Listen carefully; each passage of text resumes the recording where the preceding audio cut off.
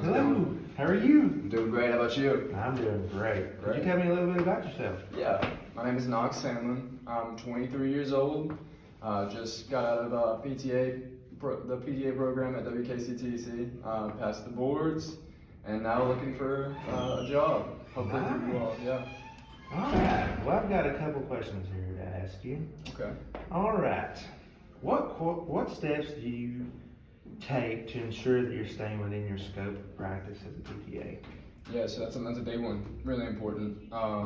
Obviously, there's a lot that goes into skilled nursing facility, a lot of different healthcare workers and stuff like that. So, doing the best I can to provide physical therapy related treatment is huge, and so obviously something we've been well trained in, but also working with other healthcare workers. So while applying treatment, making sure that what I'm doing is necessary, just specifically to physical therapy. And then if something were to bleed over, where it was maybe a nurse or occupational therapy might have the best answer, or might provide a more skilled approach to the treatment that we're providing.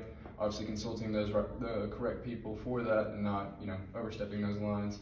And if there's ever a question that were to come up, just consulting a physical therapist, just to get that answer is always, I feel like, the best step. All right. How would you communicate progress or concerns about a patient to your supervising PT?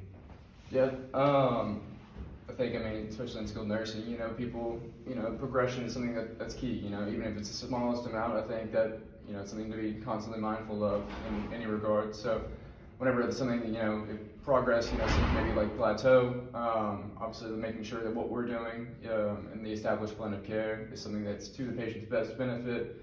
And if that needs to be, consulted to a physical therapist, just in a Q&A style format, to make sure that what we're doing is the best thing for them, and they are constantly progressing.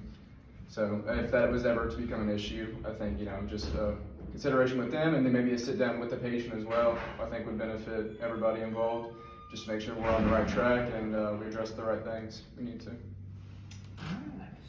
Okay. What would you do if a patient refuses therapy, but you believe it's medically necessary? Yeah, so the patient's always, patient's always key. So making sure, what was the question I asked you? I'll cut it out. What would you do if a patient refuses therapy, but you believe it's medically necessary? Yeah, so whenever we're working with a patient, if that's something that's clearly communicated, and we've tried, the best to try and diffuse the situation, establishing, make sure they have all the facts, the information that's relevant to why what we're working on is best for that patient. I think that's crucial. And if they're still adamant on refusing that treatment, again, I think that always the right answer is going to the PT to see if there's maybe an alternative that would be best suited to that.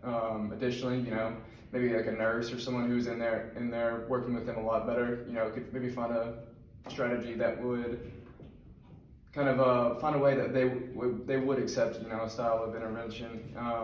But if not, just finding something that they would like to do that would still reach those same goals that's been prior established. Okay. How do you handle feedback from the supervising PTs or other healthcare professionals?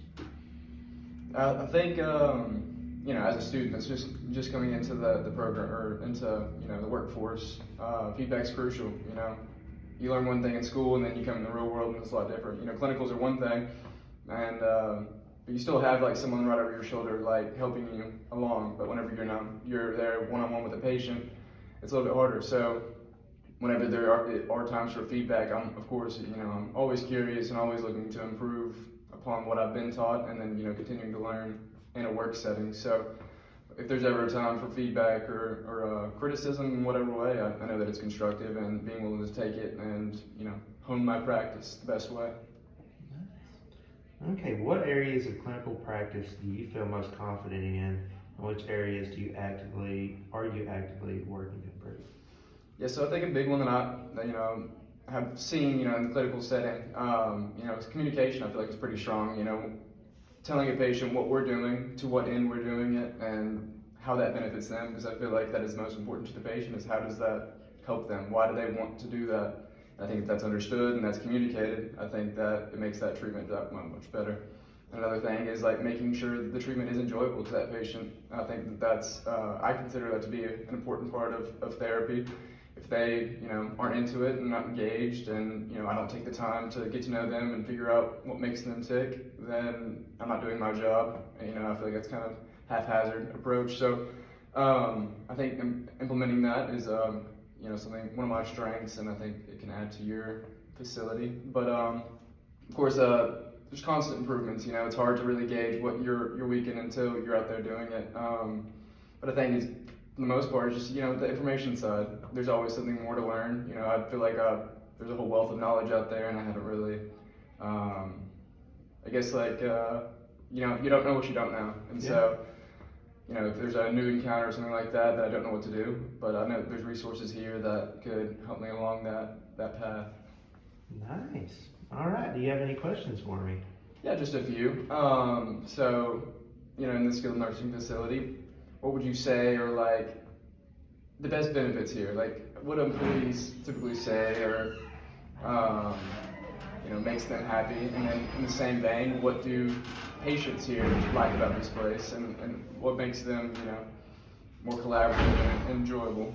I think for our facility, it seems like the PTs and PTAs just really mesh together. Like, it's not like you have a PT, just they're so much better than their PTAs. And then I think that cohesiveness really pushes onto the patient. So when you have a PT and PTA, as well as working with OTs, and it's like whenever they get along so well, it really improves the treatments for the patients. And I think that the patients really see that side of the cohesiveness. All right, I like that. That's cool. So another question I had coming in was, whenever you're interviewing, what are like some of the best qualities that you see whenever you are hiring somebody new coming in? Like, what do you typically look for, and what do you think best serves people in this role? I mean, I think just coming in with just excitement, seeing somebody that's not coming in, you can tell they're just coming in and get money. And then you can see people that they come and sit in the chair and you're like, they really enjoy what they do. And then people that just come in, they're eager to ask questions and not coming in, I'm answering this guy's questions and I'm walking out the door. Right. That's two of the big things that I look at. And then just seeing if somebody's willing to learn. If they're not willing to learn, you're in healthcare, it's ever changing. So you always have to have that eagerness to just learn something new every day. Yeah, that's cool. I think that fits me pretty well. Just one more question that I had, and you don't have to answer. I don't want you to say anything negative about where you work, but what's something that maybe you've learned, maybe from another facility or even here, that you wish that could be improved upon from at least from a physical therapy standpoint? Like, what's a weakness maybe that you see, or that you see in other work, like in other places, that you wish was used here? I mean, I feel like we could have a little bit bigger area to function with. Maybe another facility might have some newer walkers or some newer this. But other than that, I think that's probably about the only thing. I mean, you could always want a bigger area. Sure. You might go to a place that's got a newer building or something, but I mean, I think it really just depends on who you have working there, and you can make do with what you got. I like it. It's a good answer, and I appreciate it. Thank you.